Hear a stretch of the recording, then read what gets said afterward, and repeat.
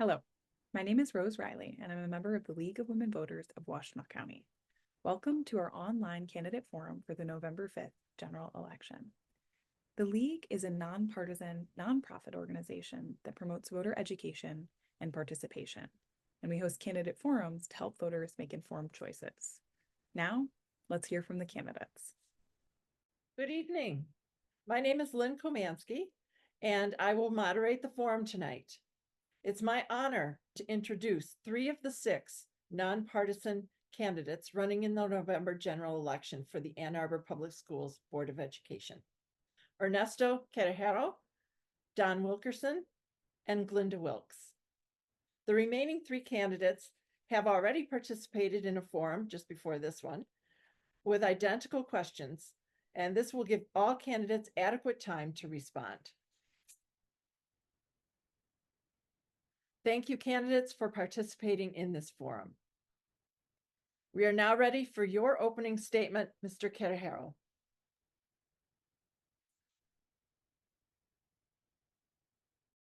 Thanks everyone for joining this evening. My name is Ernesto Querijero. I've lived in Ann Arbor for over 30 years. I've served on the Ann Arbor board for the last 3.5.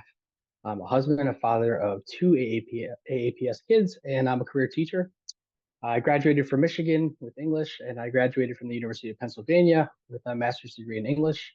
I got a 20-year career in teaching high school and post-secondary college at Washtenaw Community College. My campaign platform is pretty simple. It's really a continuation of the work that I've been doing in the last 3.5 years. Number one, try to have a student-focused, positive culture around us. And that includes everything from trying to include students more in our conversations that we have. I generally think that students should be included in our conversations about school, everywhere from the bus stop to the board table. Second priority is to make sure, as we all know, that we have more transparent financial reporting and procedures, really. And that should be equal access to both trustees and the public. I think that's very important. It will help build trust back in the community.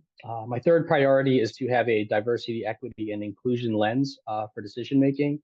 My hope is that the Ann Arbor Public Schools would hire a DEI officer to help direct some of that work. And finally, to continue that work that I've been working on, the AAPS sustainability framework, which I helped design with the team in the collaboration of the task force. That's really what my platform is all about and what I hope to continue to do if the voters hope so. Thank you. Thank you, Mr. Querijero. Mr. Wilkerson, you're next. Good evening, everyone. Excited to be here with you. Thank you for the opportunity. I'm Don Wilkerson. I'm a father of 4 in the district. My daughter just recently graduated from Skyline. I have a junior at Skyline, and I have 2 3-year-old twins who will be joining the district in a couple years from now. I bring financial expertise to the board. I lead risk advisory services at Raymond, which is a national CPA and advisory firm based here in Michigan. I help organizations understand their financial, operational, and IT processes and how to mitigate risks across those. And I graduated from the Roth School of Business with a master's in accounting and my bachelor's in business. I've been a longtime committed advocate for students in the Ann Arbor Public Schools. I've collaborated on multiple millage campaigns that have supported funding for our students. I've held various leadership roles in PTOs and the PTO Council, acting as a treasurer training expert over the years. I've been an avid volunteer and rec and ed coach, and I've also sat on the board of a nonprofit for special education advocacy. Last but not least, I am a member of the Little River Band of Ottawa Indians. I have a heartfelt commitment to underrepresented communities across the district. I've been a longtime advocate for internship programs and mentorship programs for students of color and students from underrepresented communities. And I've been a longtime organizer for the Dance for Mother Earth Powwow, sharing the Native culture here in our Ann Arbor community. Thank you. Thank you, Mr. Wilkerson. Ms. Wilks.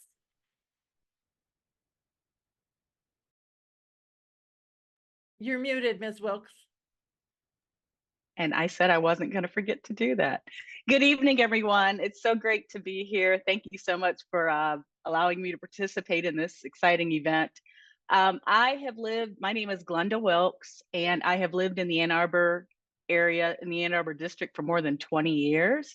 I am a wife, a mother, former Ann Arbor public school teacher. I'm also a journalist. I worked at the Detroit Free Press for many years. And when I was teaching at Burns Park Elementary right here in Ann Arbor. I have 3 sons who successfully went through this district. They attended Northside, Clegg Middle School, and Skyline High School. I am actively involved in my community. I was involved on the PTO. I was also a president of the district-wide Black Parent Student Support Group, so actively involved again in the district. I also served on the Blue Ribbon Advisory Committee, which was a part of the district under one of our superintendents. In addition, I am civically minded. I have been involved in various entities within our community. I'm also a member of the Alpha Kappa Alpha Sorority Incorporated. I'm a graduate of Northwestern University's Medill School of Journalism, and I also received my master's from University of Michigan School of Education. And I want to bring change, fiscal responsibility to this district, and I look forward to the chance to possibly doing that if elected. Thank you. Thank you, Ms. Wilks. And thank you, candidates. Now we're going to move on to the questions that were sent in from the community.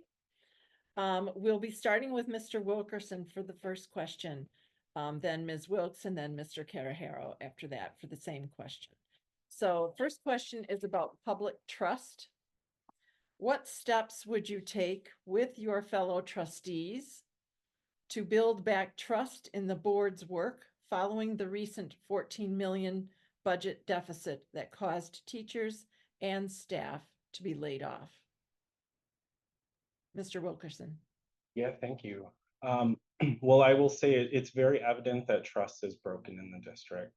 We definitely need to focus on it.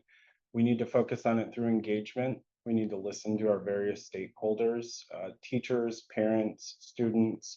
We need to really rally around our community and try to reset the vision for the district. We haven't went through visioning as a board in a number of years. So I think setting that strategic vision for the next 3 to 5 years is an excellent opportunity to engage our community and help them, be part of the decision-making process and really making sure that we're working toward the same goal of educating our students.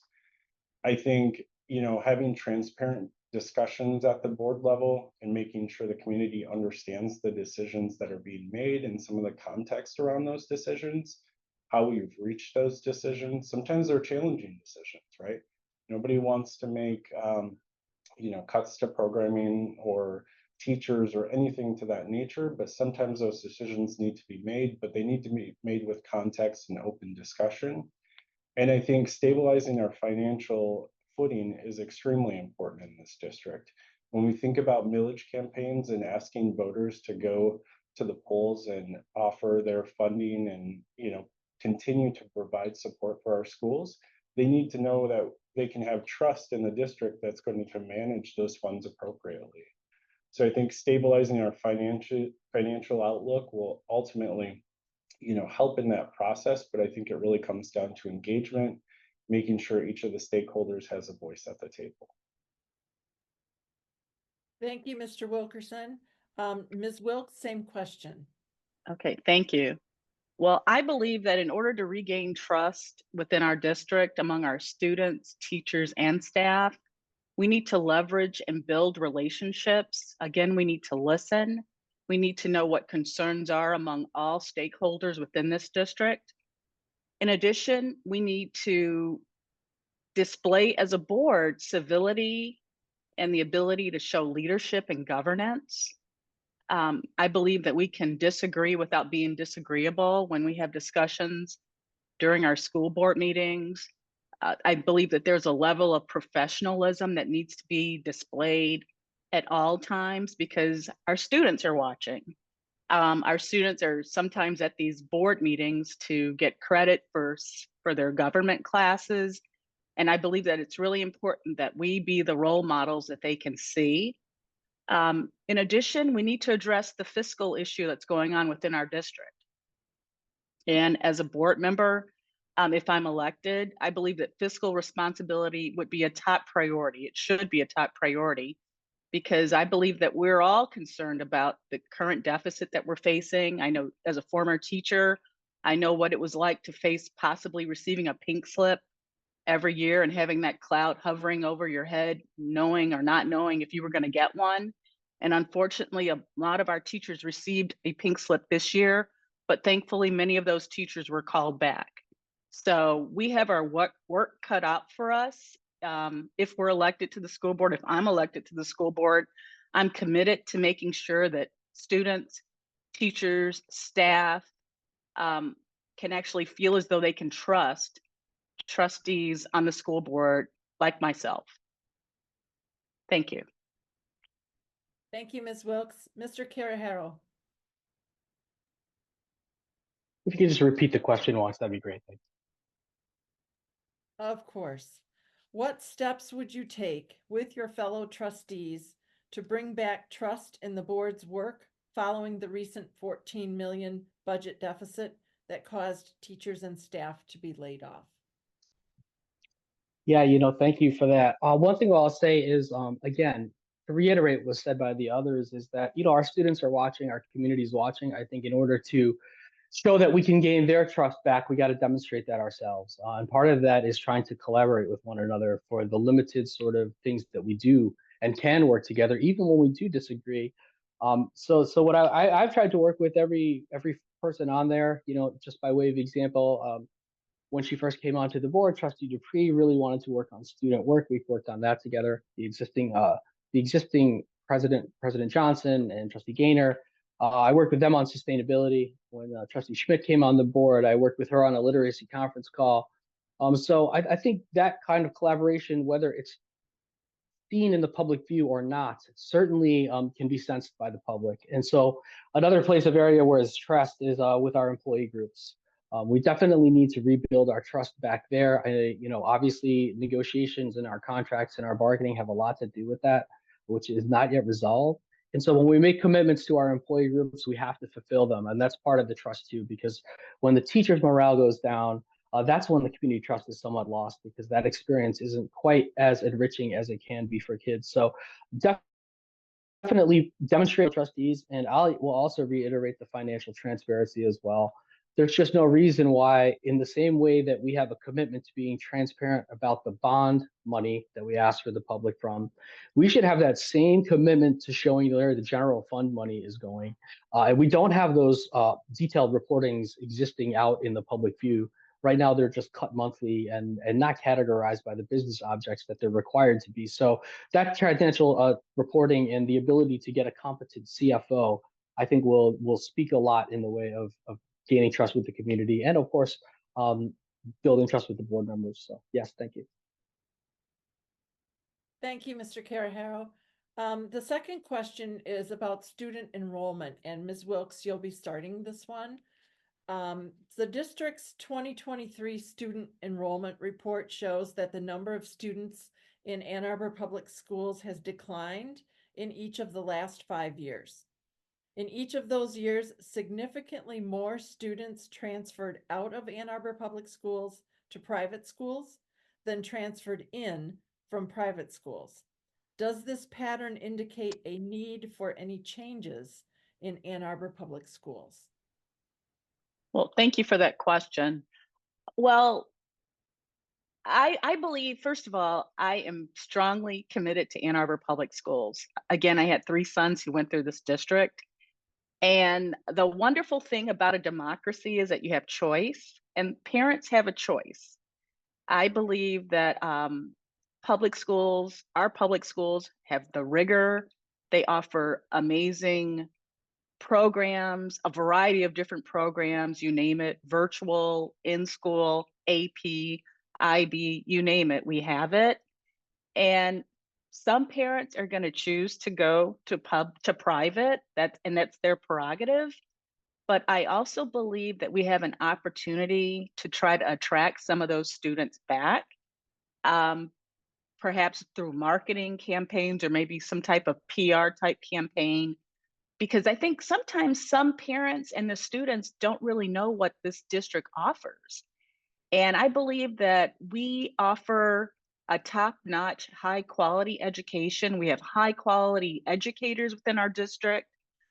I believe that sometimes some parents may want maybe a smaller environment for their child, and we have different types of schools within our district that can maybe meet that child's need. For example, we have community high school, we have the STEAM school. So I believe that we have a smorgasbord of opportunities for parents to find for their children, to find the right fit for their child. And I believe that we actually have an opportunity to actually bring some of those students back into our district. I mean, they're right here within Ann Arbor. So it's an opportunity that I think that we definitely shouldn't miss. And I know that some parents are also deciding to homeschool their children. And I think that was because of the pandemic. And that's another opportunity to bring more students within our district. So I think we have some options. Thank you. Thank you, Ms. Wilks. Mr. Querijero. Yeah, generally, I think the questions around enrollment and what Ann Arbor Public Schools can do around boosting enrollment and why are we losing them potentially to other places. There's so many moving parts to that question. The first part of that being us to investigate a little more deeply and a little more astutely why students are leaving our district and why families are choosing that. We currently don't have a standing exit survey that has any real data collection value to it other than some open-ended questions. I know that's something that the district's been working on to try to discover why those students are leaving and what are the decisions they're making about moving their kids either to a different district or to a private school or a charter school or something like that. And for us to know that, we'd have to gain some information around it and do some data collection around that. And we just haven't done that in a sort of systemic, robust, longitudinal kind of way. Secondly, I would say just around enrollment in general, I think that it's a much bigger picture than about what Ann Arbor Public Schools is doing or not doing. I think that it has to do with affordable housing. It has to do with the community that we live in. It also has to do with the projections that we make around how many people will live here with families. And young people with families can't necessarily afford to live in our community in a way that's suitable to their livelihood.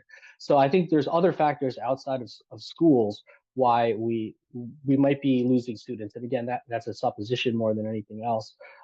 We have, by data, as you said, have lost 1,000 students per year.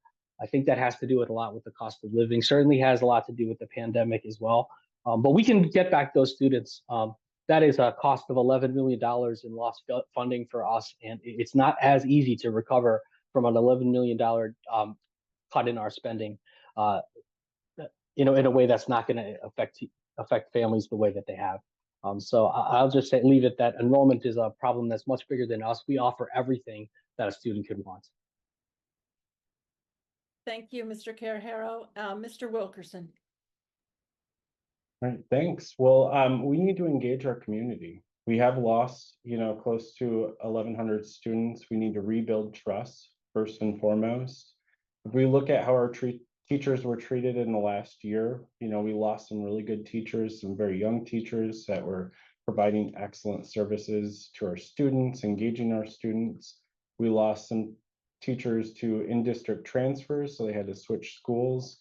So it's about retention and attraction of our teachers. But again, it kind of comes back to that trust statement.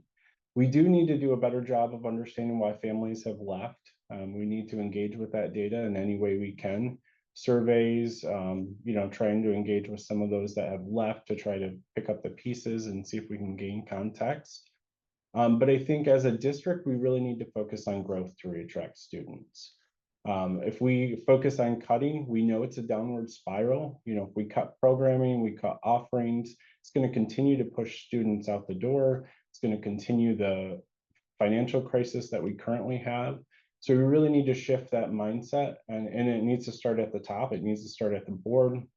It needs to start with the administration, and we really need to think about engaging and growth. So engaging programming, a great example is, many years ago, I was the PTO president at STEAM, and our community, was very small. It was North Side. We had about 250 students, and the community continued to be dwindling. We had families going elsewhere within the district, and it was part of the superintendent's Listen and Learn tour that we started advocating for a change for our community, something more engaging.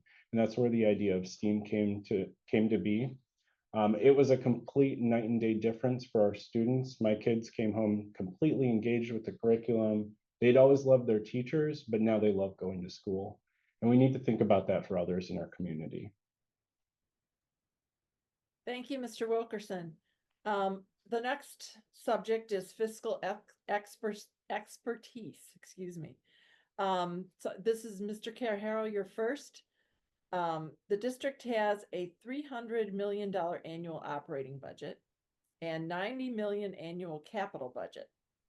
What experience or education prepares you to oversee public finances of this magnitude? Yeah, sure. I mean, the budget is one of the two major focuses of the board is really the superintendent and the budget. And obviously the budget has had some problems the past few years. I served as a treasurer with, I first served on the finance committee the first year, and then the second year I served as treasurer with Trustee Lazarus. And then the following 2 years when the board turned, I decided to move elsewhere to explore other parts of board service. But in terms of the $300 million, 80% of it is for our employees, 90% of it is for employees and benefits, which leaves the last 10% of the budget somewhere around $30 million, even a little bit left, with some room for the general fund to have expenditures. And that doesn't include textbooks and sort of all of those other things. So when we try to protect the money that's inside of the general fund, we always ask those questions at the board. Where does this money come from? And usually it's coming from the sinking fund, or it's coming from the bond fund where we're doing improvements. So the liquidity within the general fund is very, very small because of our contractual obligations, both to our vendors and to our 6 employee groups that we have. So in terms of being able to manage it and know that, it's actually a very, very small number with which the district has to work. And in the previous administration, we always did know that giving the teachers and our employee groups a 2% raise would result in a $12 million potential loss somewhere else. And we did try, I know our previous superintendent was having an approach of trying to do that slowly. But in terms of experience in doing that, obviously you need an experienced CFO to be able to give you the information. And that's not something that we have right now. So our district is really in need of that. We've been searching for it for months now, but we're just looking for the right person with the Michigan experience that will be able to help us with that. So really, that's what we're waiting for, to get those professional analyses of that budget to the board so they can make good decisions. Thank you, Mr. Querijero. Mr. Wilkerson, same question. Yeah, thank you. I mean, financial expertise is what I do from a professional perspective. As I mentioned, I lead risk advisory services at Raymond, which is a national CPA and advisory firm. I graduated from the Ross School of Business with my master's in accounting and my bachelor's in business. I work with organizations of all different sizes across industries. I work with Fortune 500 organizations. I work with nonprofit organizations, state and city, organizations and companies. And I think, personally, I understand the challenges of accounting. I understand the challenges of budgeting. But I think as a district, we need to take a more proactive approach to our budgeting process. We need to, many of the factors and figures that we set, or the assumptions that we make in the budgeting process, aren't really confirmed until the October or November timeframe, when per pupil funding is released. And there's other actions that or other factors that kind of get clarified as the school year goes on. So we need to take a very active, proactive approach to kind of resetting the budget on a very standardized cadence. Lots of organizations do it on a quarterly basis. For the school district, it kind of seems like, every 3 to 6 months would be more appropriate, three times a year or whatever it might be. But we need to challenge our assumptions. And from the board's perspective, we do need a CFO in the district, but we also need to be ready to ask challenging questions about the budget that's presented. So again, when we think about the budget and what is presented to the board, what is presented to the superintendent, we need to think about the current landscape of the operating environment, right? Just in this last fiscal year, right, we had lost 1,100 students. We had provided teachers with raises, which was amazing. But we didn't ask challenging questions of why our expenses weren't going up, and really some of that should be pretty simple to look at from a board perspective. Thank you. Thank you, Mr. Wilkerson. Ms. Wilks. Thank you. So that's a perfect segue into what I have to offer. So again, I graduated from the Medill School of Journalism with a bachelor's in arts, and asking crucial questions is what I do for a living. And I believe that one of the reasons why we're sort of in this fiscal quandary right now is because the right questions and the challenging questions were not asked. I intend to dig deep, intend to ask question after question after question until we get down to the bottom line as to what's actually going on with our budget. We shouldn't have to say, oh, there was an error on this part or an error on that part. I believe that if we ask the right questions, we're bound to get to the right answers. So again, I want to be a problem solver. And I think in addition to having someone with financial expertise, we also need someone who has the ability to ask crucial questions. And in addition, I know that the Michigan Association of School Boards offers school board trustees training in finances when it comes to school boards. And when it comes to school finances, you can take care of your finances with your families, and you can take care of finances with your business, but apparently finances pertaining to school districts, it's a very different animal. So I intend to take part in every training that's available. I know that current board trustees have had access to such training. I'm not privy as to whether or not all current trustees took advantage of that training, but I know that I intend to do whatever is necessary in order to know the ins and outs of our school budget, so that we can do the best possible job for our students, for our teachers, and for our staff. When it comes to the bottom line, it's our job. The buck stops with the school board. Thank you. Thank you, Ms. Wilks. Our next question has to do with collaboration. And Mr. Wilkerson, you will be first for this one. What skills do you possess, and what steps would you take to improve collaborative and effective school board decision-making? Well, collaboration is key. It's consensus building. It's built into governing. Part of governing is compromise and working together. I don't want to see the board vote 7-0 on everything, but I want to see them come together and have a collective voice, a great discussion, and really understand where each person's coming from on the board. I work hard as a leader when I'm in the boardroom to really understand the people that are across the table from me, the people that are in the room, understand their perspectives, build rapport with each member, each person that I'm kind of dealing with. It goes a lot beyond just the decisions that we're making at the table, but understanding them as people. What's important to them? Why do they want to volunteer for these positions? What's going on in their family life? It really helps build a perspective where you can put yourself in their shoes and understand where they're coming from. And I think a big part of collaboration is engagement. So again, making sure that each stakeholder in our community, whether it's teachers, administration, students, families, taxpayers, have a voice at the table and are able to bring a perspective, and the board hears it. The board really needs to acknowledge those different perspectives and make sure that we continue to advocate that each person has a seat at the table and is being heard. But again, I think collaboration is key. I think the current board has struggled with collaboration, and I think we need to come together. We need to rally around a focus on students. And as there may be disagreements, when we peel back the layers of the onion, And we understand that students and their success is a critical core that we're all advocating for.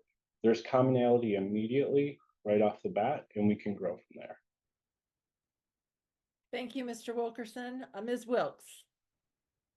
Okay, thank you. So working collaboratively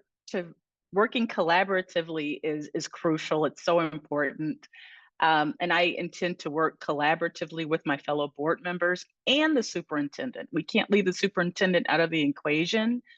The superintendent plays a critical role in all that's going on with what the board does. And again, working collaborative with fellow board members in order to make sure that we can get the job done. We, again, may disagree, but we can disagree without being disagreeable. We can disagree and still negotiate. We can disagree and still go out for a cup of coffee and maybe discuss further what differences we may have on a certain issue. I believe that collaboration is the key to making sure that this board stays together. Again, we don't have to agree on everything, but we also must know that we all have a common goal, and that common goal is the best for our students, the best for our teachers, and the best for our staff.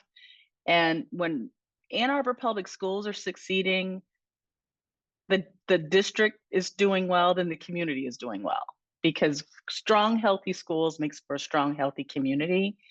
And I am more than willing to collaborate with my fellow board members. I believe that we can all reach some sort of common ground in terms of leveraging relationships with other local lawmakers and possibly state lawmakers. I believe that they could play a part in this collaborative effort in order to get what this district needs in terms of possible creative ways in terms of funding, so that Ann Arbor is getting its fair share in all areas when it comes to funding. So collaboration is a great thing, and I believe that as a school board member, I would definitely advocate for that. Thank you. Thank you, Ms. Wilks. And Mr. Querijero, of If you could repeat the question, please. course. What skills do you possess, and what steps would you take to improve collaborative and effective school board decision-making? Sure. So I'll start with the skills part first. I already mentioned earlier that I have collaborated with many of my previous board members, some who are still serving with me, and those who served in the previous term. I give just a couple examples. For President Johnson, Trustee Gaynor, we worked on sustainability. Trustee Lazarus, we worked on finance together. Even Trustee Jessica, even just name it, even her, we worked on planning together, and we came up with putting forward the code of conduct policies together. So I have worked with other trustees before and collaborated to show that we could get things done. So that's all I'm always really looking for with others. And of course, it's nice to get to know folks and go and have coffee with them. And of course, we can all agree to disagree. But to me, the collaboration that we really need is the collaboration with the community. That's the part that I felt has always been somewhat missing, certainly with the superintendent as well. It's one of the reasons why I've tried to continue to boost or to advocate that the community engagement meetings with our affinity groups resume with our superintendent. So that's the kind of collaboration I'm looking for, both amongst my trustees and across the community. And in terms of the first half of that question on my skills, it might not appear that in the public that I'm collaborating with others, but really it's all about passion. That's really what it is. And sometimes that often gets misinterpreted as something like being aggressive or being hard to work with, or whatever stereotype you want to put on it. But to me, it's really about demanding the best for our kids. That's what this really is all about. And if we had students at the table a little more often, we would hear from them some of the issues that they face on a daily basis, and we'd be able to collaborate even with them to be able to move our district in the right direction. We're obviously in the middle of what I'll call a culture change. We have a new superintendent on board, and it's going to take all of our collaboration together to get the changes done that are best for kids. Thank you, Mr. Querijero. The next question is about school safety, and Ms. Wilks, you will be first up on this. What specific steps, if any, should be taken to improve school safety in the Ann Arbor district? Do you agree with the school board's 2012 decision to eliminate police liaison officers at the high schools? Okay. Well, I agree with the decision to get rid of the police liaisons. I know that we currently have what they call restorative justice, and I believe that this is definitely an improvement. I know that, as we all know, certain students have been targeted more for suspension and for expulsions, particularly students of color. And I believe that restorative justice is an effort to provide a more equitable approach to how school quote unquote discipline is handled. I know that restorative justice is fairly new within our district, but from what I understand, it's been quite effective.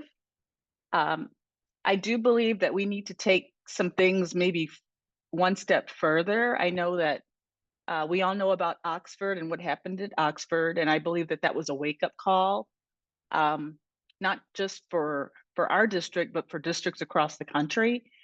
And as board members, assuming I get elected, we need to examine this. I mean, this is a real concern among parents. I'm sure it's a concern among students and staff. As a former parent of 3 students who went through the district, it was a concern of mine. But I believe that having police officers in the building isn't necessarily going to resolve an issue.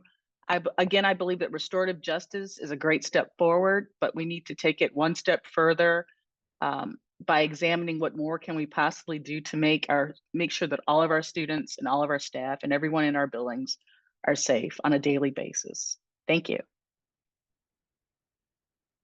Thank you, Ms. Wilks. Mr. Querijero? Yeah, I absolutely do not want police officers in schools throughout the school day under any circumstances. I think that is the right decision. I think schools are for learning and for environments, and having police officers in school speaks to what our school culture would and would not be willing to accept. So for me, I know that there are many there. I won't say many, but there are certainly a large number of families in our district who do not have good relationships with the police, and their experiences haven't been positive. So to include those same stigmatism around them or that triggering effect while students are supposed to be learning, that's not something I would support at all. I think also that when we have police in schools, it speaks to the punitive nature around discipline. And, we heard Ms. Wilks talk a little bit about restorative justice. And of course, that's something that we would support. We do not want to have any easy transition to the school to prison pipeline. And I think having police in schools doesn't solve that. It actually creates a more heightened, intense environment where a student would not be able to willing to learn. Now, there are ways that police can be involved in schools. I think Safety Town is a great example of how police can get involved. I think when we have big games where there's we have public events, certainly we expect the police to be engaged with us to secure our students in those instances. But when it's about learning in the classroom and between the bells, I, under no circumstances, want police in our schools. Thank you, Mr. Querijero. Mr. Wilkerson? Yeah, thank you. I think school safety is of utmost importance for our district, for our students and our families, our community. I think any good governance process really starts with reviewing and understanding our policies. We need to make sure that our policies are meeting the demands of our students and based on sound practices. And then I think we need to understand if our current policies are being adhered to in the district. Are we following our own policies that we've defined? And then on an ongoing basis, we need to monitor our policies to ensure that we're using leading practices for school safety. There's always going to be kind of this iterative process where we learn more about how to react or how to respond better, and we need to make sure that gets incorporated back in our policies. I think we do need to do a better job of funding safety in our district. There's currently one person that's assigned and responsible for all of transportation and school safety. And that's a huge bottleneck when we're trying to take a proactive approach and making sure that school safety is a top priority for our students. From a policing standpoint, I do 100% agree with the decision to remove police from our schools. The data shows that these officers are a detriment to our students, especially to students of color. And what we need to be doing is continuing to use restorative justice, keeping our students in the classroom, but using things like the tip line that we've recently implemented to make sure students have a safe and comfortable way to respond to events. I think it's called See Something, Say Something. We want to make sure our students understand that and have the opportunity to engage so we can be proactive in addressing students and providing them with the supports that they need in challenging times. And then I also think studies have shown there's no benefit in the reaction time from police coming from your local community or those that are in the schools. So, thank you. Thank you, Mr. Wilkerson. This will be our last question, and Mr. Querijero, you will be beginning. What are your top 2 priorities if elected? Yeah, my top 2 priorities are one, to put students first, positive student culture, and get them more involved in our district. I've gone several meetings, sometimes over the course of a month or maybe even two months, which is 3 or 4 meetings, where we didn't hear the name of a student, we didn't see a student present, and we didn't celebrate the students in an in-person kind of way. So my first priority would be to put students at the forefront. And I think that will do a lot for some of the other topics we discussed about building trust and collaborating together. When they're the focus and not some of the other things, I think it becomes a lot easier for us to come together as a community. The second thing of priority is obviously more transparency around financial reporting. I think that includes for the trustees and the public to have equal access to that kind of information. We are legally required to report that to the state using their specific business object coding system. I just don't see why those codes can't be, our expenses can't be assigned those same codes in the way that we see it. I don't think there's anything to hide. I think we just need to have that reporting come in a way that's more understandable to the public, understandable to the board, and that is so as I said it before, that is as clear as the funding that comes through the bond fund should be just as clear as the expenses report for the general fund. So that transparency is definitely a priority of mine moving forward. Thank you. Thank you, Mr. Querijero. Mr. Wilkerson. Yeah, thank you. As far as my priorities on the board, I think it's really stabilizing the district's finances, refocusing on students while setting a long-term vision, and rebuilding trust and transparency. And those last 2 are really, really critically intertwined. So I think stabilizing our finances is critical, as it's going to drive our ability to accomplish anything within the district, whether it's supporting the students' needs, meeting them where they are, attracting teachers and retaining strong educators with competitive wages, or trying to bring innovative programming to the table. I think far too often the board hasn't focused on all students, nor has the board recently gone through that strategic planning to set that 3 to 5 year vision. So I really want to focus in on that. I'll work to ensure that every decision is made with all students in mind, and I'll push for strategic thinking and long-term planning that really engages the community. Again, we talked about this at the onset, trust is broken, and I'll focus on engaging and listening to each of the stakeholders in our community. I'll work to rebuild that trust through listening, engagement, and transparent decision-making, focused again on students, all students. And I think it's important that the community understands, again, the decisions or the reasons for the decisions that we make. So, collectively, I think we need trust. We need to focus on students, and we really need to stabilize our budget to be successful as a district. Thank you, Mr. Wilkerson. Ms. Wilks. Would you please repeat the question? Of course. Just for clarification. Thank you. What are your top 2 priorities if elected? Okay, so my top 2 priorities. My first priority is ensuring sound fiscal oversight and responsibility within our district. I know that we are currently facing a $25 million deficit, and there's a lot of uncertainty. Some people feel there's some uncertainty, and that's where the lack of trust comes in. So I believe that finances is a top priority. Second priority is supporting the delivery of a high quality, equitable education for all students. And again, that sort of intertwines with trust. There's been a breach of trust, I believe, among, well, from the board down to the board has lost a lot of trust among students, staff, and teachers with everything that's been going on from ceasefire resolutions to firing a superintendent in the middle of a crisis. I believe that we need to stabilize what's happening on our board right now. And I also forgot to mention that I've served on I currently serve on Foundation Preschool's board. I serve as secretary. And so we need some sound leadership on our board. We need some governance. We need people who know how to govern accordingly to get the job done. We need folks on the school board who can govern in a civilized manner and collaborate, again, by getting things done and not necessarily just bickering and having disagreements. I believe that that's necessary right now. I believe that when there's a sense of calm among board members, it sort of has an impact on our community, puts our community at ease, it puts our district at ease. And I just know that I really want to bring that to our district. I want to bring that to our school board. We are facing some challenges right now, but they're not insurmountable. And so my goal is to definitely problem solve so that we can keep our district intact. Thank you. Thank you, Ms. Wilks. We are now going into closing statements. Remember, it's 90 seconds, up to 90 seconds for you. And we're going back to by alphabetical order. So we will begin with Mr. Querijero.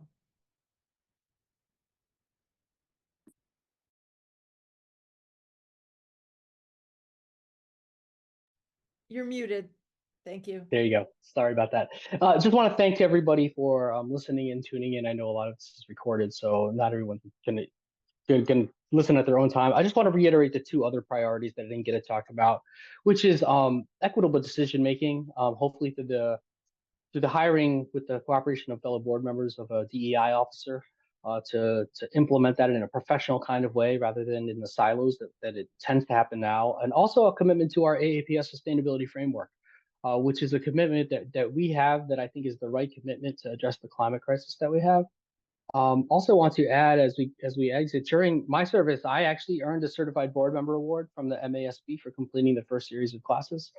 During this campaign, I've received the endorsements of the Ann Arbor Education Association, that's the teachers, and also the Michigan College Democrats. Also, I have the endorsement of Dr. Pamela Q, who's the president of the Michigan State Board of Education, Jimmy Wilson Jr., the state representative for the 32nd District, Yusuf Rabi, the Washtenaw County Commissioner, Alicia Dyer, the Democratic nominee for Washtenaw County Sheriff, and two sitting trustees, Trustee Mohammed and Trustee Dupree. I have experience in this, and that's something that not everyone else, no other candidate can say. I'm a career educator. I've been teaching for 20 years. I have an endorsement by the MEA as well. So I am equipped for this job. I look forward to being able to do it for the community a little bit longer. Thank you for your time this evening. Thank you, Mr. Querijero. Mr. Wilkerson. Thank you. We need board members that are working for all students and their success. Board members that'll stabilize our financial outlook, that will set a strong strategic vision for the district that represents the voices across the community, and board members that will bring back respect, dignity, and trust to the community. I have the endorsement of the Washtenaw Democratic Party, Better Boards, Better Schools, Focus on Education Ann Arbor, and I believe my expertise will improve board oversight and governance. I bring financial expertise in the perspective of a parent, a father, and a Native American to the board. I've been a longtime advocate for students in our district. I've run millage campaigns. I've sat in leadership positions on the PTO council, I've sat on nonprofit boards for special education advocacy. I've helped navigate the transition of Northside to A2 STEAM. I've sat on the principal selection committee, and I've always been an avid classroom volunteer, tutor, and coach, whether it was Science Olympiad, Rec-Ed coaching, mentoring our students and working with students that had challenged with mathematics or reading. My promise to this community is that I'll be an effective, informed advocate for all students, and I'll do anything I can to empower them to succeed. Thank you. Thank you, Mr. Wilkerson. Ms. Wilks. Thank you. So I've been in the Ann Arbor Public School District and community for more than 20 years. AAPS is close to my heart. Again, I have 3 sons who went through the district successfully. And I believe that this district is moving forward, but we want to continue keeping this district moving forward. I'm a former Ann Arbor public school teacher. I taught at Burns Park. I believe I bring a fresh perspective. As a journalist, I believe I bring a perspective that will critique everything that's being done and being said, digging deep, investigating to get down to the answers and to ask the right questions. I also believe that this district is on the cusp of greatness. I know that we have opportunities in terms of gaining more students. I know earlier you mentioned that we have students who are enrolled in private schools. I believe that's an opportunity. I love challenges and I'm up to the challenge. And I believe that we need to embrace within this district is so wonderful because we have so many differences. And we need to embrace our cultural differences because there's so much that we can learn from one another. Each student, teacher, staff, and parent helps make AAPS a special place to grow and thrive. And I believe that together we're stronger. Together we're stronger. So thank you very much. I just wanted to also mention that I've been endorsed by the Washtenaw County Democratic Party, Better Boards, Better Schools, and FOE A2. Thank you. Thank you, Ms. Wilks. And thank you all again for participating in this valuable session. The League thanks the candidates and volunteers who participated in today's forum and the community members who submitted questions. Please urge others to view our forums. And most importantly, please vote in the November 5th general election, either by absentee ballot or in person.